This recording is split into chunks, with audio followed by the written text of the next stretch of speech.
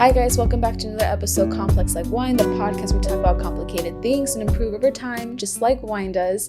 I'm really excited for this episode. I think it's going to be a really fun conversation. We have Rory here, and she's a woman intimacy coach.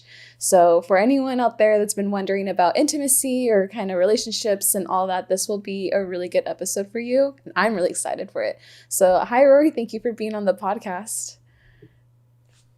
So briefly kind of explained what you do and kind of like the focuses that you like to work on with your clients or people that you're coaching. And then I would love to hear more like how you got into this because it's so cool. Yeah, for sure. So I am a women's relationship and intimacy coach. And, women, we have been told so many stories about how our pleasure needs to be, what our relationships need to look like. And I just call BS on all of it, actually, because it's been a big journey of trying to find like what's your truth. And so I really help women kind of peel back the layers of expectation, judgment, shame, guilt, and help them really claim who they are as a sexual being and who they want to be or show up as in relationship. And when I say relationship, I mean relationship to yourself, relationship to your sexuality, relationship to others. Relationships are everything in our world. They are like the juicy parts of being a human, connecting with people, connecting to yourself. And what really inspired me to get into this realm was the major disconnection I felt to my own self for many years. And I don't know, I kind of classify myself as like a cool girl who wanted to be like the chill girl in all cases. Like growing up, it was like, oh, I'm fine with whatever you want to do. I don't really have an opinion. Like I'm chill with hanging out or doing whatever, and didn't really ever assert myself or my desires, and just went along with whatever was presented to me. And then I had this mixture of like the independent woman who's like, I'm strong, I don't need anyone. I can get shit done. I can do the things that I really want to do in the world, and I don't want to have to rely on anyone. And so the mixture of that cocktail was just kind of tumultuous. Mm-hmm. And ended up with a lot of unsatisfying sex, disappointing relationships, never feeling like anyone really saw me or understood me. And a lot of that was the reality that I was living in, but it was also a lot of my own relationship, like how I was showing up in relationships. So a big part of the work that I do is taking responsibility and looking at how am I playing into this whole world around me, and unpacking some of those things to live a life that I really want, clients really want, and that are just more fulfilling in general. I totally relate to the concoction of, I got everything. I don't need anybody else. Like we're good.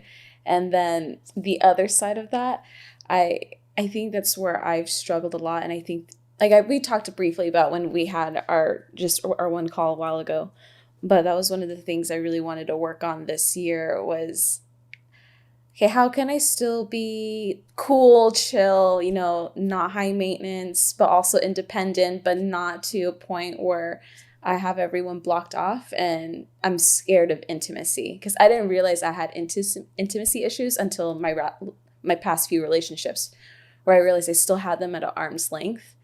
And so, yeah, that's why I'm excited for this conversation, because it's so interesting. And I think, especially as women, we're not taught, or even like it's never discussed about how can we have that relationship with ourselves first.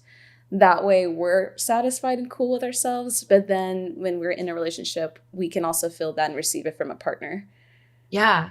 Yeah. Because my belief is that we can't ever fully receive that from someone unless we know how to really give it to ourselves, because Mm-hmm. no one can fulfill our needs to the fullest extent that we need.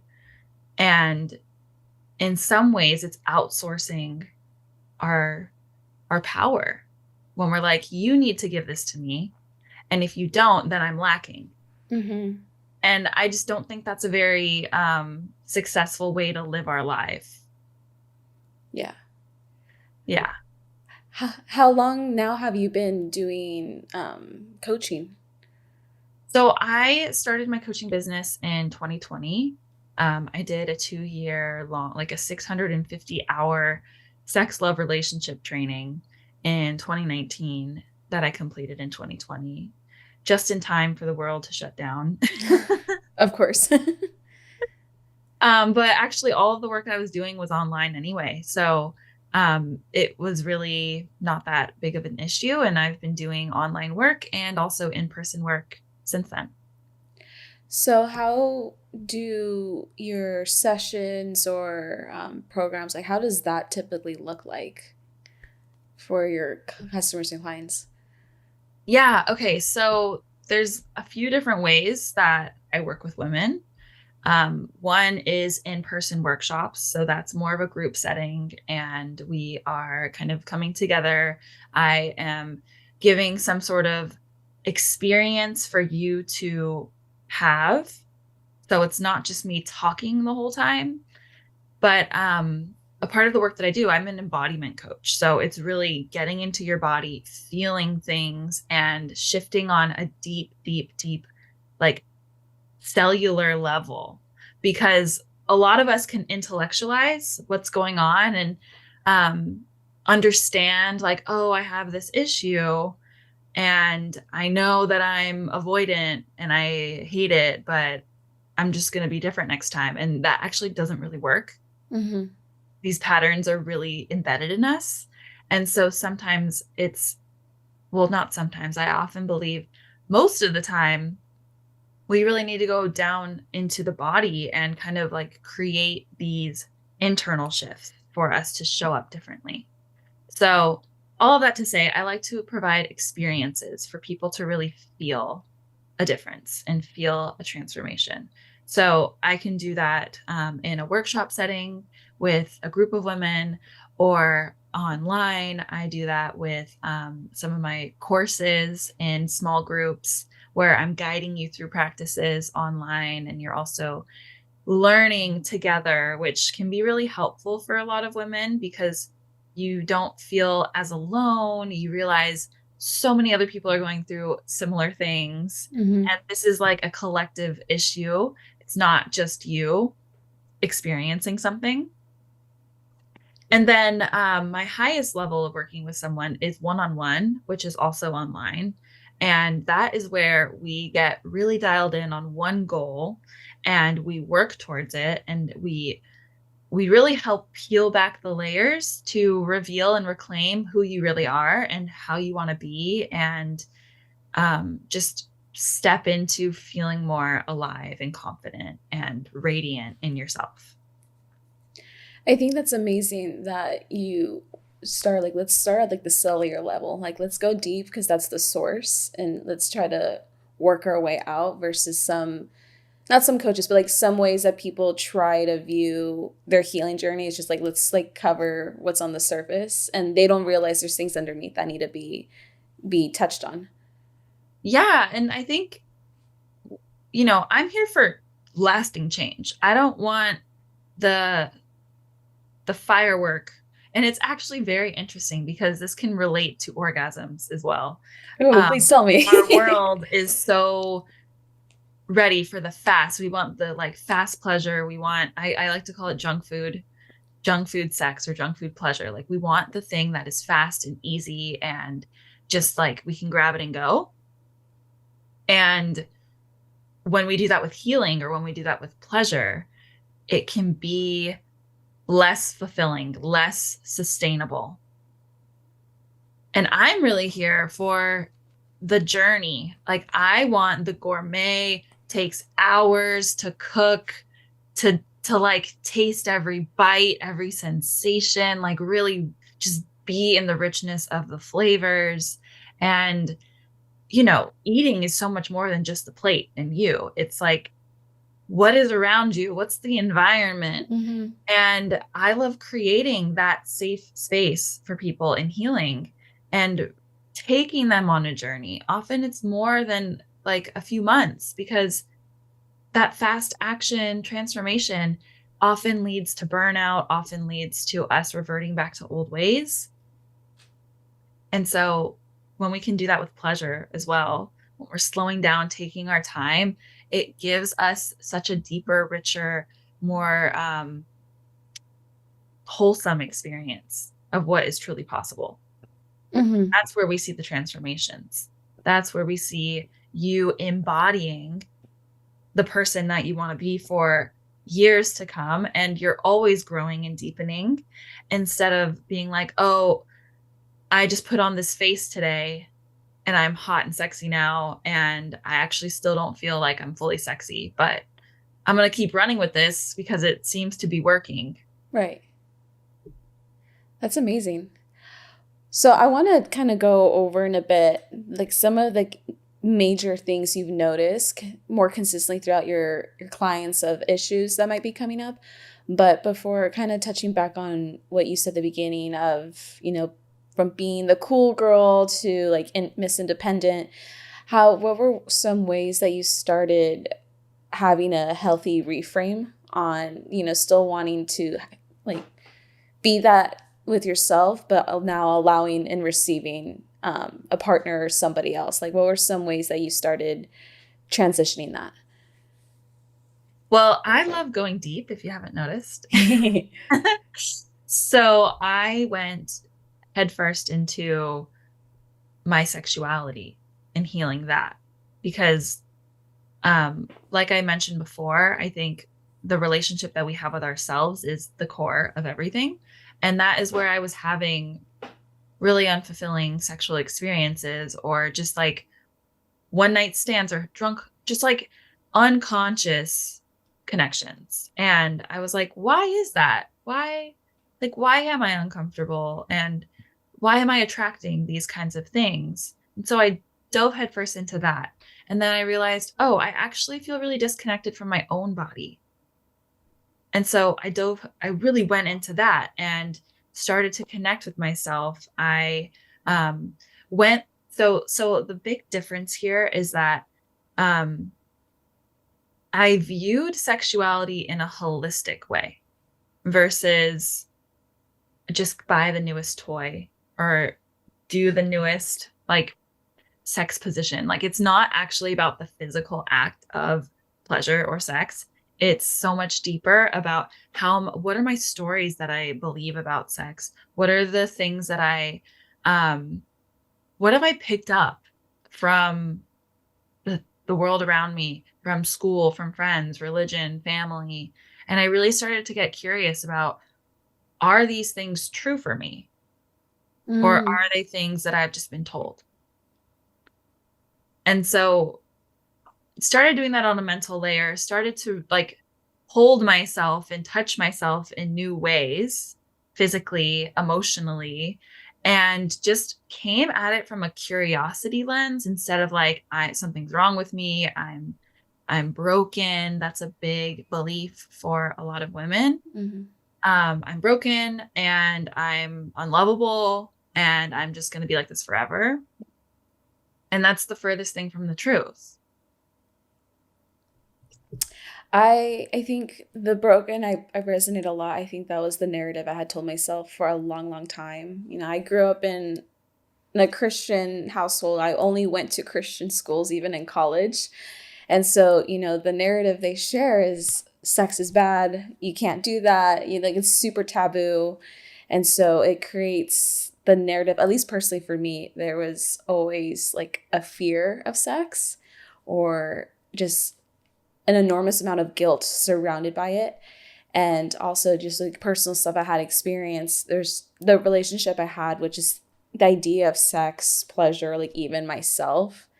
Like having me time was just super taboo. Like I shouldn't enjoy it or I shouldn't be allowed to enjoy it. And so I ended up having, definitely felt like I had a disconnect with my sexuality of, I feel very broken, like people are saying that I'm broken, partners have. And so there's something must be super wrong with me. But then realizing, a lot of women go through that. And especially like you're saying, like, let's deep dived in and like, let's start changing whatever narrative people have been telling us that we need to have with ourselves versus what we actually want or feel about ourselves. Yeah, and I think I love that you mentioned just having all those beliefs about sex is wrong or I shouldn't be doing this. And a lot of women that I know and that I've worked with have this belief that sex isn't for them. From these constructs that we've had, the underlying message that we've received is that our pleasure isn't ours, it's for someone else. Mm-hmm. And that is the most horrifying thing because it's ours. Like our body is literally designed for pleasure, and especially a woman's body, like we are multi-orgasmic beings that Right. we're not actually taught that. And um I think it's a way for us to really be disconnected from our essence, from our core, and our sexuality is such a big part of our power that I believe on some extent that was so powerful that it had to be stripped away from us for people to control us. It's a way for society to say, no, you aren't powerful. You should be ashamed of yourself. You should be disconnected from yourself. This is wrong. This is bad. This is dirty. But it's like when something is hated so much, there's usually a lot of power there. Mm.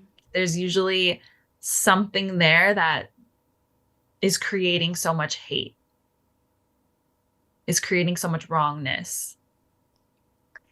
And that's where I started getting really curious. I'm like, why is sex so bad?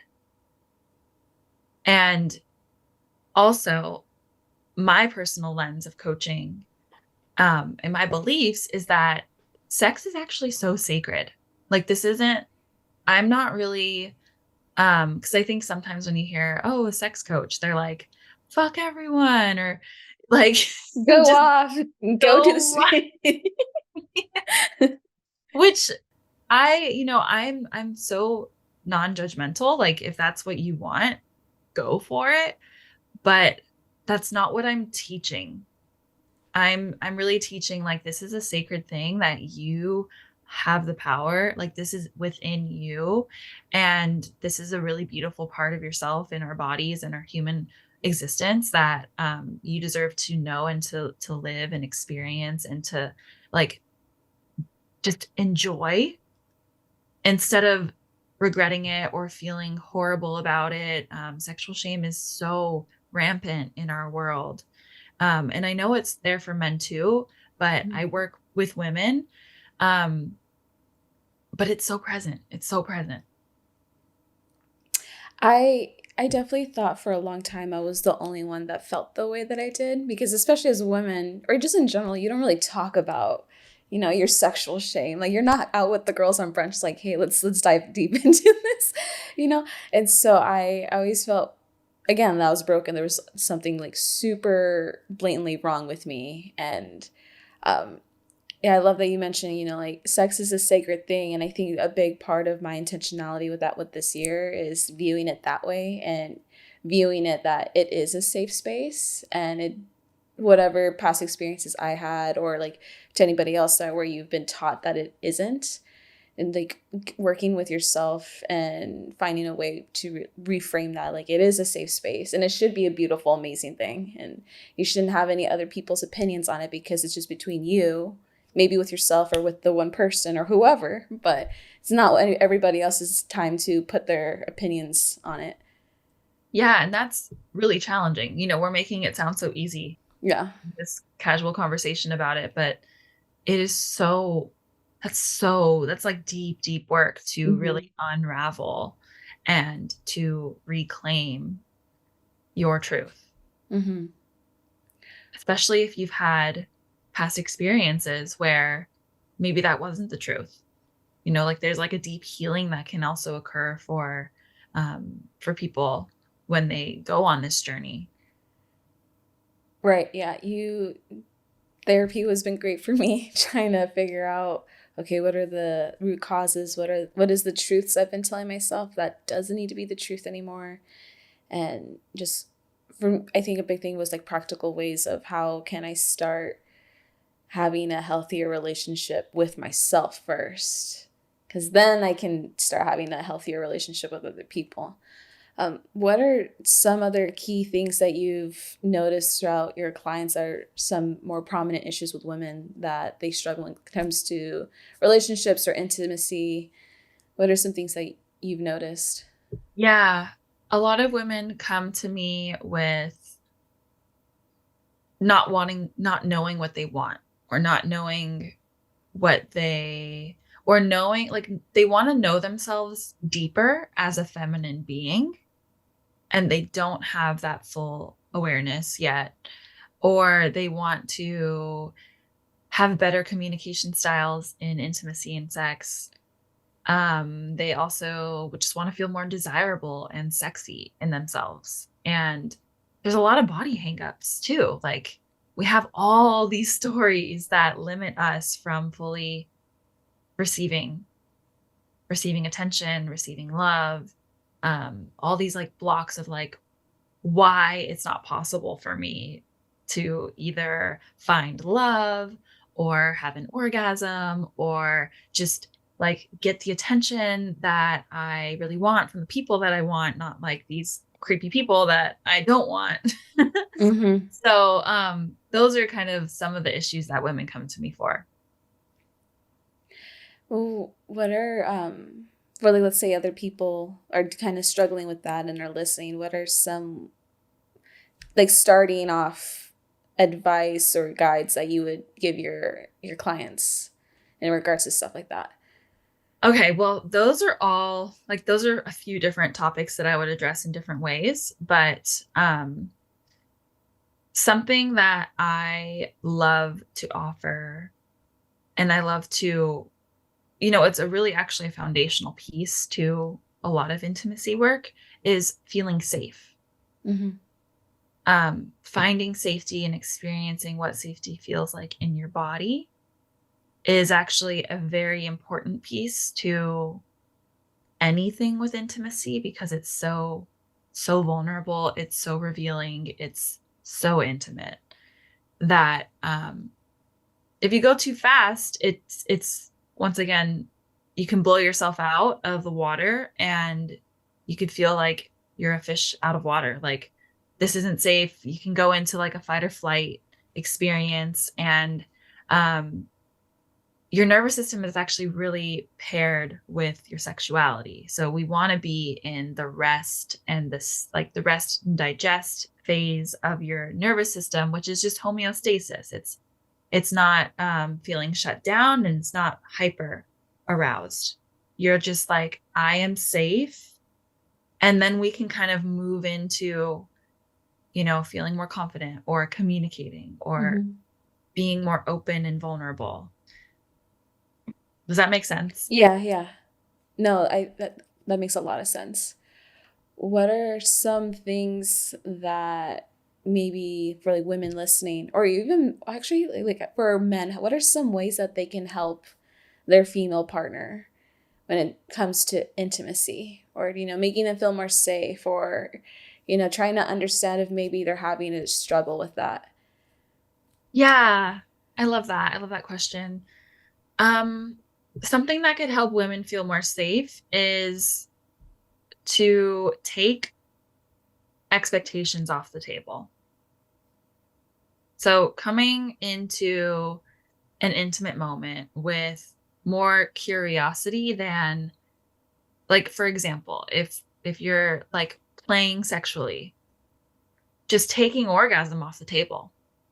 Can it just be an experience you're having together? Can it just be something where you're exploring each other and getting to know each other, instead of like, we need to get here, we're at point A and we need to get to point B and then we're complete. Like, Mm-hmm. I think that's also something that, um, yeah, creates safety of like, okay, I can just like, there's no pressure to do anything. There's no pressure to get anywhere.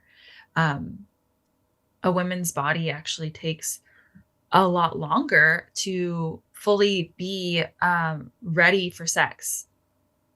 So there's a lot of these differences actually with men and women, that we don't fully understand, but then we can kind of see these hangups happen and we're like, what's going on? What's wrong? And it's Mhm. like, we actually just don't know that men and women experience intimacy different. You know, for men, it's challenging. It's like very normal for women to talk about their feelings and to analyze things and just really be in the conversation around emotions and feelings. And that is something that men aren't traditionally celebrated for. It's not something that they are recognized for. They're told to be strong. They're told to be to man up, to not feel, to just do the things and like power through. And so I know you asked about women and how to Mhm. make them feel safe, but I think understanding the differences and respecting each person for who they Mhm. are and creating a space where like it's okay for all of it. Can we hold both extremities of like the deep passion and the part of us that doesn't want to speak sometimes Mhm. and not be like something's wrong or like start just being really hard on someone like you're not talking enough. I think these are things that happen in relationships and we think someone needs to be a certain way, but can you just let them be? I really love that, the letting go of expectations and just I that's a really good point. Yeah. I'm like right now mentally like, wow, okay, I'm gonna be more mindful of that whenever it's like I'm dating somebody or even with myself. Like that I wouldn't I've never heard that from anybody else. And I think just in the day to day, you don't it doesn't come to mind to think about am I subconsciously putting expectations on the other person to be a certain way because I'm a certain type of way. Right. And that is more often what we're doing because we all live in our own worlds, right? In our own realities. And they're actually very different, but we think everyone's like us. And that's where we get into trouble. That's where that's where we get into trouble. Yeah. I'm realizing that now with, like either with my girlfriends that are dating or even, if like I'm dating somebody, I'm on a date, there might be expectations of how I communicate because I communicate a certain type of way. Um, like I'll share a little story. Like my first date with somebody, I know how I communicate, but I obviously don't know how this person likes to communicate. So I was pretty proud of myself. I asked him at the end of the date, like, hey, what are your expectations for communication?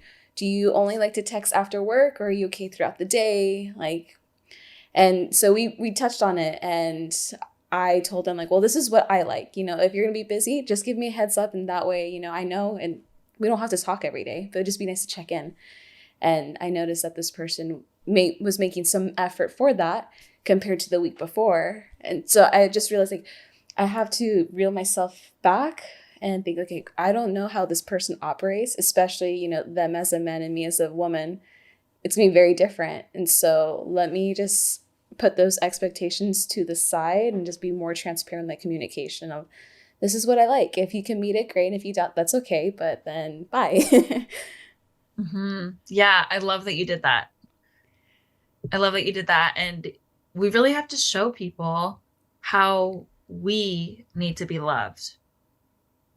I think I think that's a big thing that I've gone through too in my life where it's like they should know how I'm feeling. They should know what I need. And no one knows. No one knows what we need. No one knows how we're actually feeling. We have to share that. Hmm. But that's vulnerable and we don't want to share that. So that's also a big part of this is how can I reveal my heart so people can meet me. Yeah, and that's a really scary thing. Yeah, it's terrifying. It's terrifying at times. I think a big part of my issues with my past relationships was because I was just so disconnected with myself. I didn't even know what I needed or wanted. And so the vulnerability, I was not able to articulate that because I wasn't even sure what I needed with myself. Right. Right. And so it's that's been a big thing with your therapy, thankfully, where I've been able to realize, okay, what do I actually want and need, whether, it's emotionally, physically, mentally. That way I can communicate it better. Because yeah, they obviously can't read my mind and they don't know what I need. Or even vice versa, just learning to again put the expectation aside. If I ask them, do they need anything, and if they can articulate it, giving them some grace for them to hopefully be able to communicate it to me at some point. That way I can show up for them. Mhm. Yeah. Yeah. It takes a lot for us to be able to articulate what we need.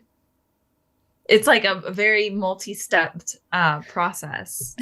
And if you can't identify what you need, it's like, okay, we need to go back to really getting clear with who you are and trusting yourself. Because I think what happens, and I don't know if this is true for you, but we don't want to hurt anyone's feelings. We don't Mm-hmm. want to so these patterns can start to play out of maybe people pleasing or just like diffusing situations instead of really saying what's true for you. So we kind of like, at the cost of our own honesty and authenticity, we're now trying to be someone we're not to make them feel more comfortable. Oh no, I definitely would say that was very true for me. And I think even, if you're take the early steps of dating, where you might have a truth or you might have a need for something, but you don't want to share it because you're afraid they're going to reject it or they might not like it. And so you put yourself aside in the hopes of, okay, well, if I can just like ease into this, then they'll want to stay with me or they'll agree with what I need or X, Y, and Z. Yeah. Yeah. And this is such a practice. This is a practice. It's not like you perfect it at any point. You can get really good at it, you become better skilled at it, but it's what I've learned is it's a forever practice. And sometimes it doesn't get easier, but it's like the courage to continue to do it. Mm-hmm. So with, because we touched a bit on like intimacy and all that, but now let's go into like relationships and dating. Um, would you say like the commonality, like core root issues, they're similar? Or would you say like in this now realm of dating, more relationship, not so much the sexual intimate part, are there differences in that? In dating and relationships, Mm-hmm. I think what's really interesting is that I think the way we start dating is often how we continue to relate.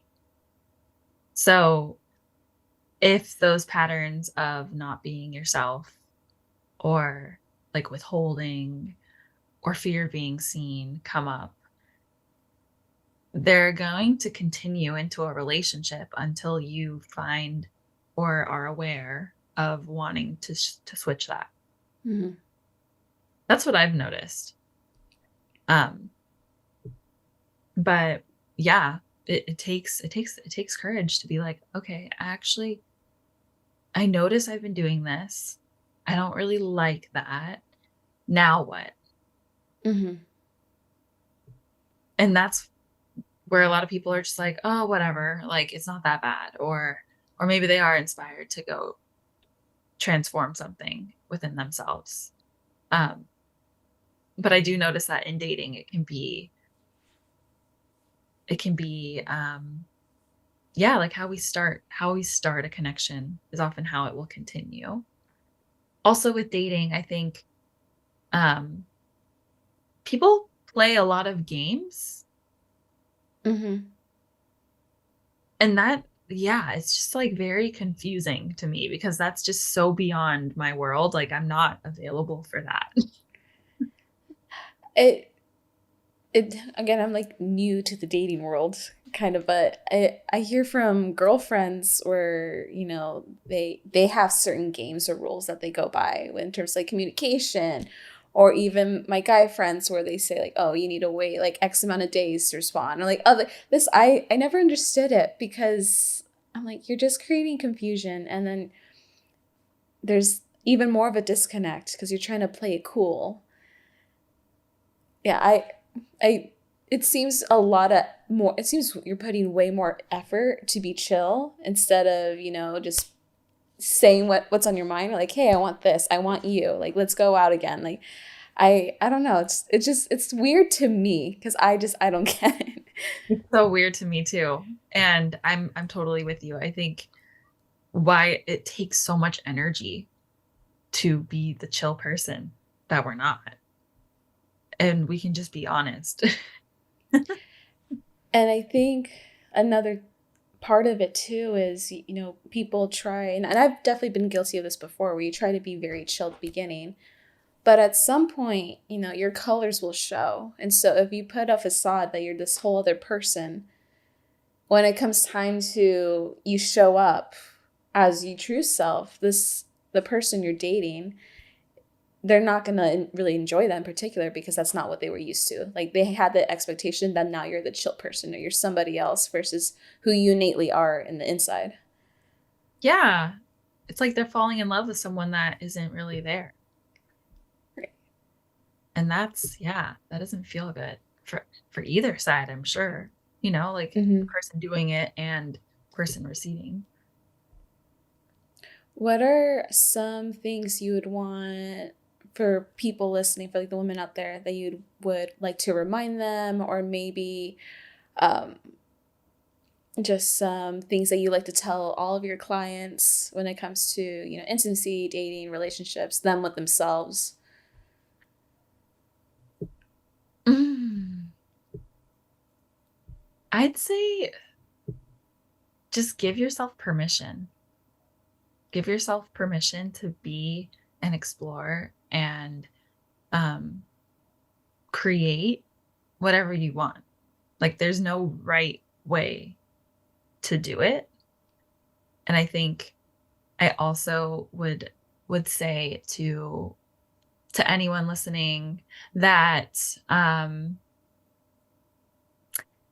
like do what fills you up. Do the things that fill you up, that light you up, that you're curious about instead of like, oh, where should I be to find this person? It's like if you want to go find someone, go to do the things that you love. To just like the more that you can be yourself, the more radiant you become, the more like magnetic you become. And it's less about like trying to get something instead of how can we um it's like less transactional. It's more like how can we share this amazingness together? Mm-hmm. I really love that. Yeah, thank you so much for sharing all of this with me. It's very insightful. And it's, again, it's the comfort of like, okay, I'm not crazy. Like, other people go through this too. Yeah, every woman needs to know that too. You're not crazy.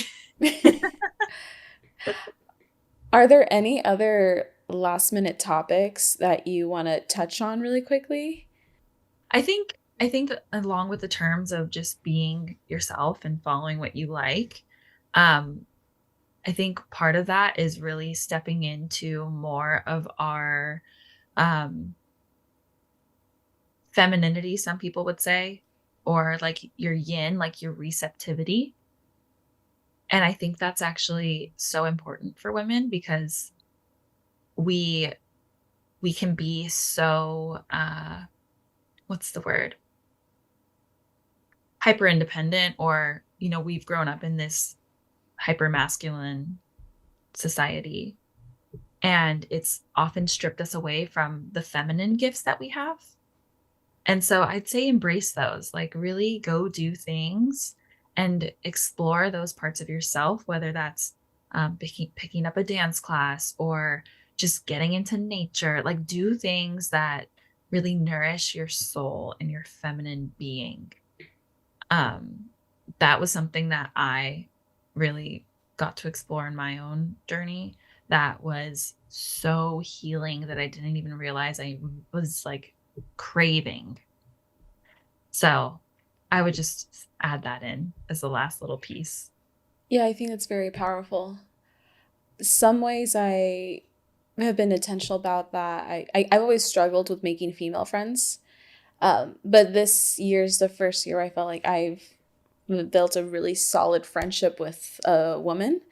And now doing all like the quote unquote feminine girly stuff that I can't do with the boys, but that has really filled void. Sounds like a negative word, but it filled a missing piece that I didn't know I was really missing or craving.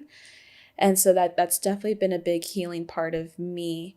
And I think another part of, I've always been such a hyper independent woman. I grew up with a single dad who made sure to make me independent. That way I wouldn't depend on anybody.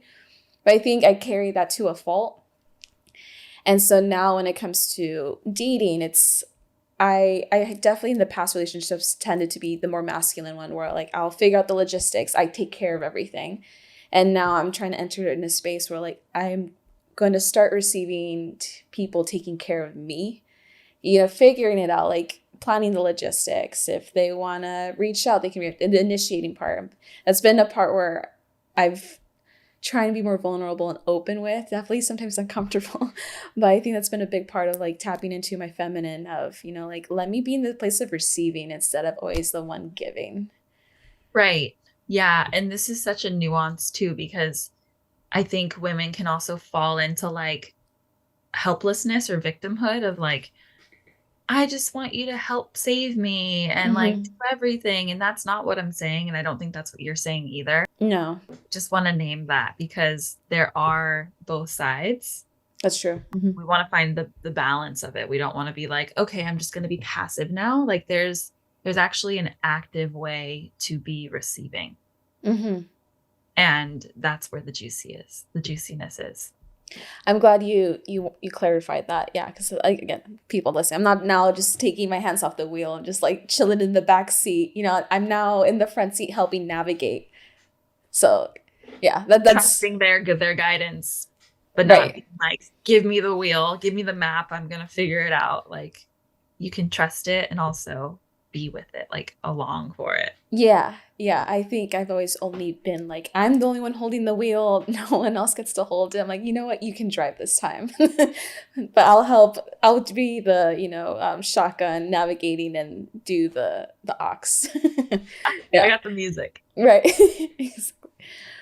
Well, I think we touched on really juicy, interesting topics this week. I definitely enjoyed this episode. Thank you so much for taking time on your Saturday morning with me. Yeah, this is so fun. Thank you. Of course. And so, if you want to plug in, websites, social medias, anything, is there anything you want to share with the audience listening? So I am working on my website. It's not fully ready yet, but you can find me on Instagram. I'm just coming back from a few months hiatus on there. Actually, I took a little break, and I'm excited to be on there again. So my Instagram is at rory.adele if you want to find me. Cool. People listening, I'll link it in the bios. That way, whatever platform you're on, you can easily find her. And yeah, I had so much fun. Thanks again. Thanks, guys, for tuning into the episode. If you haven't already, rate, like, subscribe. And I hope you enjoyed your day, whatever time you're listening to this episode. All right. Thank you, guys. Bye. Yay, bye.